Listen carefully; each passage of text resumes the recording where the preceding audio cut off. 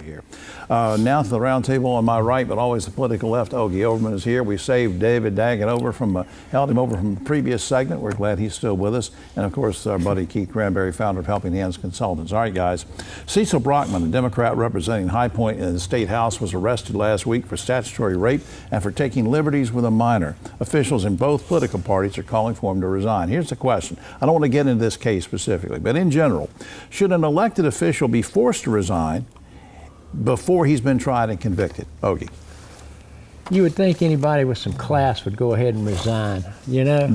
But I'm afraid so, yeah. I mean, I know that's due process and all, but yeah. Attorney Daggett. Generally, no. Yeah. However, this situation appears to be more heinous than most, and in this situation, I'd say yes. Keith? I think you have to wait till you're found guilty. I don't think we should be having people to quit arbitrarily until they're found guilty. That's what the law states, correct? Well, I have to agree with Keith, too. I remember a case, what was it, 6-7 years ago, the teacher at Wiley was accused by two girls, and it turned out they lied. They admitted they lied. But after that, he'd already been fired and everything. So you have to be careful. Anyway, all right, most federal ICE agents wear face coverings when they round up illegal immigrants. As a result, California's proposed a law that would require officers to display identification featuring their name or badge number. Guys, should law enforcement officers on any level be allowed to cover their face when on duty? Ogie.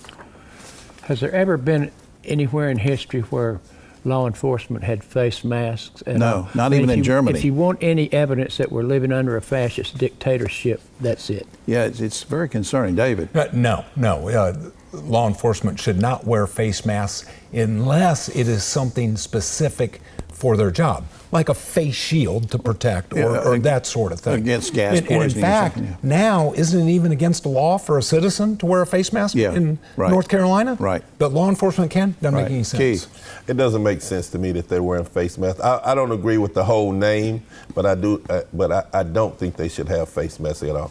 All right, a new study by two leading economists says that movie theaters mark up the price of sodas and candy by 500%, popcorn by nearly 800%. Everybody says, no, look, they have to make their money and they don't make it off the tickets. I get all that, but technically speaking, guys, we do have laws against price gouging.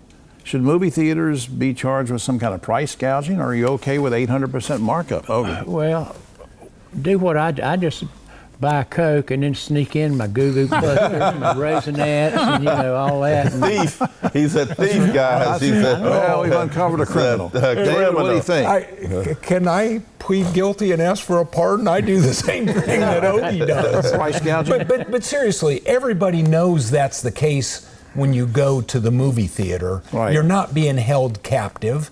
You can either make that choice, or you can eat beforehand, or you can do what Ogie and I do, is sneak something in your pocket. Y'all sneak hot dogs in too. No. It ain't just candy, hot dogs. And, what do you think, Keith? And sodas as well. No, I think that movie theaters are hurting right now. Nobody's going to the movie. A movie come out, you can look at it on TV 2 weeks later. I know. So they have to make their money, so I think it should be okay. You know what you're getting when you go to the movie. That's right. Controversy is still brewing over a Durham wedding venue that refused to refund a $20,000 deposit even though the groom died suddenly just 2 weeks before the wedding.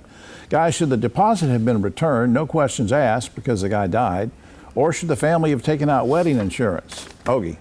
I never heard of wedding insurance. That's cold-blooded. Somebody wouldn't return that money. That is cold-blooded. David, that's a business, though. I disagree with Ogie. The wedding event had to reserve the spot maybe a year in advance. Is this a terrible story? Of course it is, and it's sad. But they're also running a business, and they can't now go replace that business 2 weeks beforehand. Yeah, I was sort of siding with David. Now, my wife Pam sided with Ogie on this. We talked about it. Keith, what do you think? Should the deposit have been given back automatically because there was a death? Dave, I'm going to have to disagree with you on this.